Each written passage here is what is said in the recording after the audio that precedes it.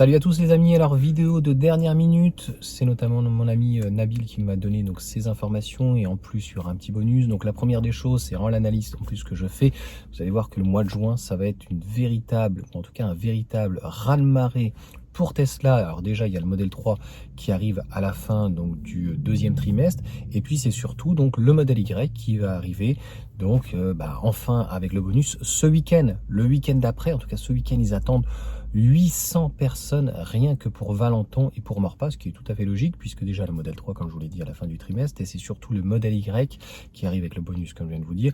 Morpa c'est environ 300 à peu près véhicules sur le week-end, enfin en tout cas samedi c'est en énorme, sinon c'est entre 20 à 50 sur une journée, c'est pour ça que je vous conseille de prendre plutôt le matin et plutôt en semaine, après vous faites comme vous voulez. Et Valenton ça va être l'horreur, les équipes sont prévues, mais 500 véhicules sur une journée notamment samedi, très certainement le week-end d'après, le week-end suivant, etc. Donc ça va être, je pense, un véritable raz-de-marée. On va voir au niveau des ventes, de toute façon, à 45 000 euros, si vous avez 2 000 ou 4 000 ou 3 000 euros éventuellement de bonus, le véhicule, il est juste imbattable. Voilà, c'est pas parce qu'en fait je l'ai, c'est parce que je considère avoir fait le meilleur choix. Je ne dis pas que les autres font des mauvais choix, mais je pense avoir fait le bon choix. Voilà la première chose. La deuxième, donc en petit bonus, je vous ai dit qu'il y avait déjà à voir donc le semi à responsable donc Europe qui y recherchait. Et là donc je vous mettrai peut-être en incrustation donc la deuxième information qui est que il cherche donc des personnes aux États-Unis mais aussi en Europe pour un nouveau produit. Donc est-ce que ça va être Optimus? Est-ce que ça sera le Cybercab?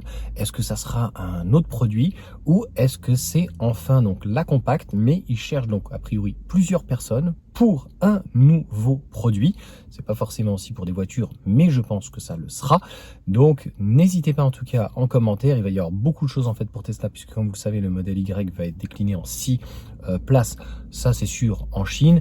Et puis un modèle low cost, plus accessible, en tout cas moins cher en Chine. La question est de savoir, est-ce que nous aurons aussi cette possibilité-là en Europe, uniquement pour le modèle Y, ou éventuellement le modèle 3, et est-ce qu'il y a intérêt de faire un modèle moins cher, mettons à 40 000 euros, dans la mesure où il y aurait une compacte. Je vous rappelle qu'en Chine, il n'y aurait pas de compacte, en fait il garderait modèle 3, modèle Y, ce qui est cohérent.